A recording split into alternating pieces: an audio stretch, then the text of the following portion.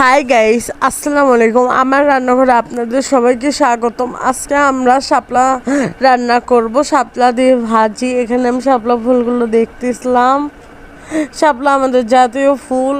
অনেকে মানুষরাই শাপলা খায় না, এই যে শাপলার ডাটা খাওয়া লাগে। শাপলা ভাজি করলাম।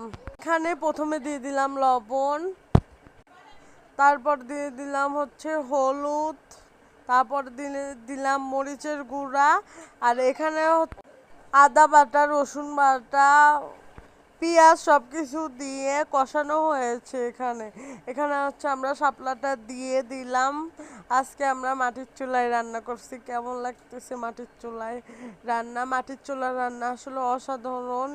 এটা আর কি বলবো, আমরা যারা মাটির চুলায় খাইছে তারাই জানে মাটির চুলার স্বাদটা একটু অন্যরকম।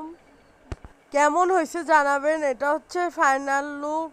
আমার কাছে অনেক ভালো লাগছে। এখন খায়া দেখবো কেমন হয়েছে না হয়েছে।